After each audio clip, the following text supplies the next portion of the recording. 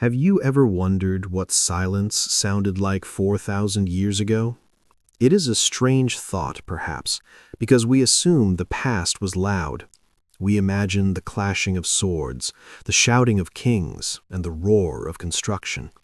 But if you were to step back through the veil of time, peeling away the centuries one by one like layers of sheer silk, you might be surprised by the stillness. Before the hum of electricity, before the rumble of engines, the world was a place of distinct, isolated sounds. The wind moving through tall reeds, the lapping of river water against a wooden hull, the rhythmic thud of a potter's wheel kicking into motion. Let us drift back to such a place. Let us travel not to the chaos of a battlefield, but to the waking breath of one of the very first true cities in the world. Imagine a landscape painted in shades of ochre, tan, and faded gold, sitting beneath a sky so wide and blue it feels like an endless ocean upside down. This is the land of Sumer, nestled between two great rivers, the Tigris and the Euphrates. And here, rising from the flat plains like a man-made mountain, stands the city of Ur.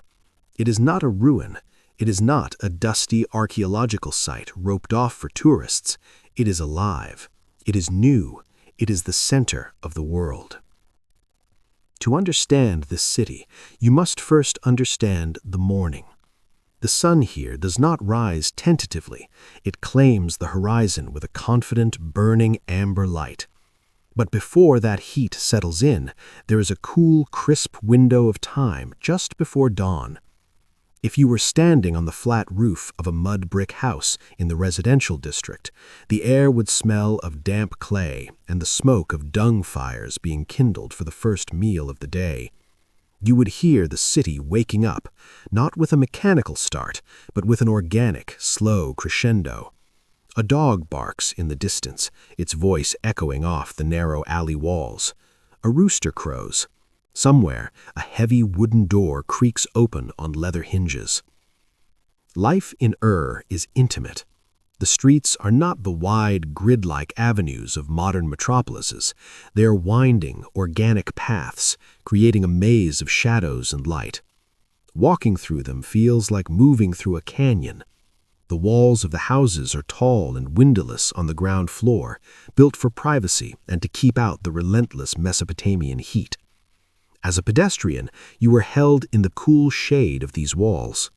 The dust beneath your sandals is soft, composed of the very earth that was dug up to build the homes that tower over you. It is a closed loop of earth and architecture. Behind these thick walls, families are beginning their day. The structure of a home in Ur is a sanctuary. You enter through a small vestibule, dusting off your feet, and emerge into an open central courtyard. This is the heart of the house. The sky is the ceiling here. The sunlight pours into this private square, illuminating the daily tasks. There is no glass in the windows, just open spaces on the upper floors that catch the breeze. In the corner of the courtyard, a clay oven, a tanur, is already hot. The smell of baking bread is the universal perfume of the ancient world. It's a flat, unleavened bread, slapped against the hot inner walls of the oven, bubbling and browning in seconds. This scent mixes with the aroma of brewing beer, a thick, nutritious staple that every household consumes, from the laborers to the high priests. Imagine sitting there for a moment. The rush of the modern world is gone. There are no notifications, no urgent deadlines, no ticking clocks. Time is measured only by the movement of the shadow across the courtyard floor. You tear a piece of warm bread. You dip it in a broth made of onions and chickpeas. The pace of life is dictated by the sun and the stomach. It is a simple existence, but it is not a primitive one. The people here are sophisticated, cleanly, and deeply connected to their community. As you finish your meal and step out into the winding street, the city reveals its magnitude. Ur is a bustling hub of commerce and administration, but it operates with a kind of hushed efficiency. The most dominating feature of the skyline, visible from almost every rooftop and alleyway, is the Great Ziggurat. It is not a tomb like the pyramids that will later rise in the West. It is a platform, a staircase to the heavens.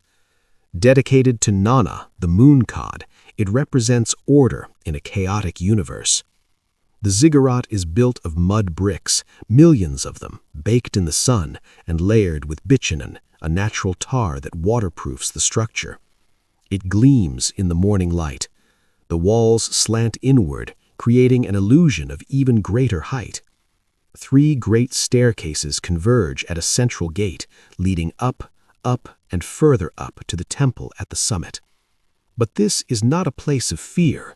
It is the anchor of the city. It is the administration center, the granary, the heart of the economy. The priests who work there are also accountants. They are the keepers of the surplus. In a world where a bad harvest means starvation, the ziggurat is a promise of security.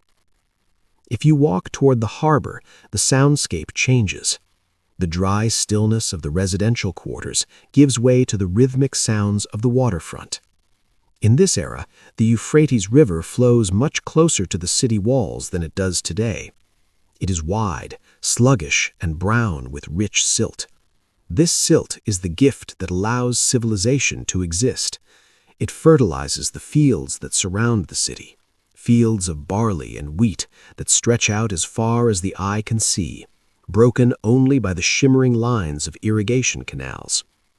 At the docks, boats made of bundled reeds and waterproofed with bitumen are being unloaded. These are high-prowed vessels, their shape unchanged for centuries. They bob gently in the current. Men with sun-darkened skin and linen kilts are carrying jars of oil, sacks of wool, and blocks of stone. But listen closely. They are not just moving local goods. There are crates of copper from the distant mountains of Magan. There is timber from the cedar forests of the north. There are semi-precious stones, lapis lazuli, blue as the deep ocean, brought all the way from the mines of Afghanistan, passed from hand to hand across thousands of miles of trade routes to end up here, in the dust of southern Iraq. This is the global economy in its infancy, yet the transactions are quiet. There is no shouting of stock prices. Deals are made with the press of a seal. Every merchant carries a cylinder seal, a small, intricately carved stone tube worn on a string around the neck or wrist. When a contract is agreed upon, when a receipt is needed, a scribe takes a damp tablet of clay. He writes the details in cuneiform, wedge-shaped marks pressed into the soft earth. Then the merchant rolls his cylinder seal across the clay. It leaves a unique picture, perhaps a scene of a hero fighting a lion or a devout figure standing before a god. This is his signature. This little rolling motion seals the deal. Once the clay dries in the sun, the contract is unbreakable. It is a system built on trust, mud, and stone. Let us wander away from the docks, back towards the artisan districts. The air here vibrates with low-frequency sounds, the tapping of a goldsmith's hammer, the grinding of a lapidary polishing a carnelian bead, the weaving of wool. The textile industry of Ur is massive. Thousands of women work in large workshops, spinning and weaving the wool that will clothe the people of the ancient Near East. It is a repetitive, meditative work. The spindles twirl, the looms click-clack. There is a sense of flow, a collective focus. These are not factories in the modern sense, with roaring machines and smog. They are open-air courtyards filled with conversation, the humming of songs, and the supervision of the temple administrators. Walk further, and you might stumble upon a place of learning, the Eduba, or tablet house. This is the school. Inside, sitting on woven mats, are the sons of the wealthy and the scribes. It is quiet here, save for the scratching of reed styluses on clay. The students are learning the signs. There are hundreds of them to memorize. It is a difficult, tedious education. They copy old proverbs.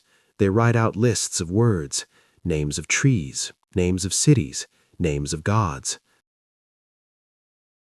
You might imagine that history is written by the victors, by the generals and the emperors, but in Ur, history is written by the bored student and the careful accountant. We know so much about their lives, not because of grand monuments, but because of their trash. A student practices his handwriting, makes a mistake, smooths the clay over with his thumb, and tries again.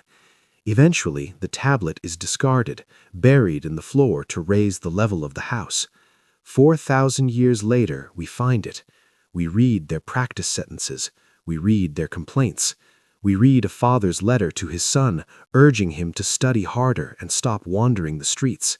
The humanity of it is startling. It bridges the gap of millennia instantly.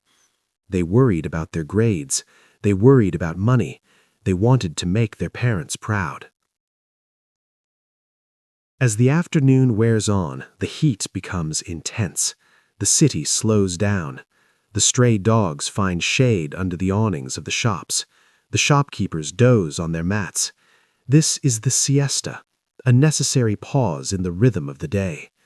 The sun beats down on the whitewashed walls, reflecting the heat, turning the city into a glowing ember. It is a time for rest, for low voices, for staying indoors. The silence deepens, heavy and warm. Then, as the sun begins its descent, the city exhales. The shadows lengthen and turn purple. The heat breaks. The rooftop terraces come alive again. This is the golden hour of antiquity. The smoke from the evening fires rises up in thin, straight columns, unbothered by wind. Families gather on their roofs to catch the cooling breeze coming off the river. They eat their evening meal, perhaps grilled fish from the marshes, dates, and more of that freshly baked bread. From this vantage point, looking out over the flat roofs of the city, you can see the social tapestry of Ur. You see neighbors talking across the alleyways. You see children playing games with knucklebones. You see the temple staff lighting the oil lamps that line the stairs of the ziggurat. The great structure begins to glow against the darkening sky, a beacon of civilization in a vast, dark wilderness. Night falls, and with it comes a different kind of beauty. There is no light pollution here. When the sun vanishes, the darkness is absolute, save for the flickering of oil lamps and the cooking fires. But look up. The sky is a crowded canopy of diamonds. The Milky Way is a thick, bright band that looks like it could be touched. The people of Ur are master observers of the sky. They don't just see pretty lights. They see a calendar, a clock, and a divine script. They track the movement of Venus.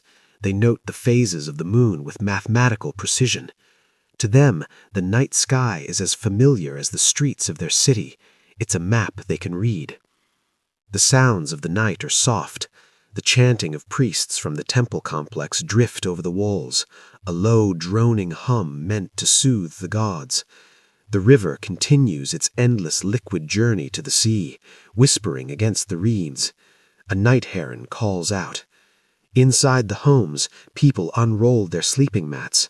In the summer, they sleep on the roof, under the stars. It is the best air conditioning available. They lie there looking up at the same constellations we see today, though they called them different names.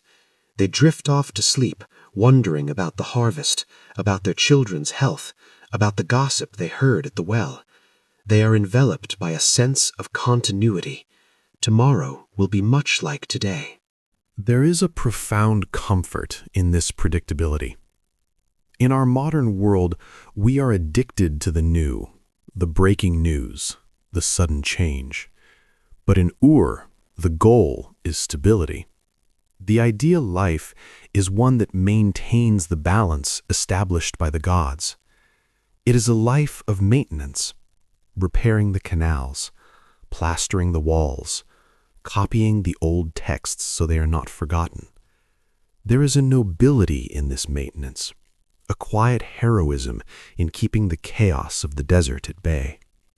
But even the greatest stillness is not eternal. If we fast forward the timeline, speeding up the days and nights like a flickering film, we see the slow, imperceptible changes. The river begins to shift its course, moving further and further away from the city. The soil, watered for too many centuries without proper drainage, begins to turn white with salt. The wheat dies. The barley struggles. The trade routes shift. This is not a sudden apocalypse. It is a slow fading, like a lamp running out of oil. People begin to leave. The great houses are emptied, room by room. The wind, once kept out by high walls, now moves freely through the collapsed roofs. The silence of the living city is replaced by the silence of the desert. The ziggurat, once the mountain of the gods, becomes a shapeless hill of mud, melting back into the earth from which it came. Yet there is no tragedy in this, only the natural cycle of things. The clay that was shaped into bricks returns to the ground. The tablets that held the records of deaths and hymns are buried safe and deep, waiting for a future that their writers could never have imagined. The noise of the market, the smell of the bread, the light of the fires, they are all absorbed into the atmosphere, becoming part of the quiet history of the place. When you look at images of these ruins today, do not see them as dead stones. See them as a sleeping giant. The silence you hear now is not an empty void. It is a heavy, filled silence. It is packed with the memories of millions of mornings, millions of meals shared in the shade, millions of dreams dreamt on rooftops under the stars. So as you lay your head down tonight, far away from the banks of the ancient Euphrates, imagine that warm, dry wind brushing past you. Imagine the stability of the earth beneath you. Imagine the slow turning wheel of the stars above. The anxieties of the present moment are small when measured against the deep time of the sands. The city of Ur has slept for thousands of years, resting in the quiet dark. It is a reminder that there is a time for building, a time for striving, and eventually a time for a long, peaceful rest. Let the image of that amber sunlight fading into the blue twilight stay with you. The scribes have put down their styluses. The boats are tied at the dock. The fires are banked low. The world is quiet. The history is written, and all is well.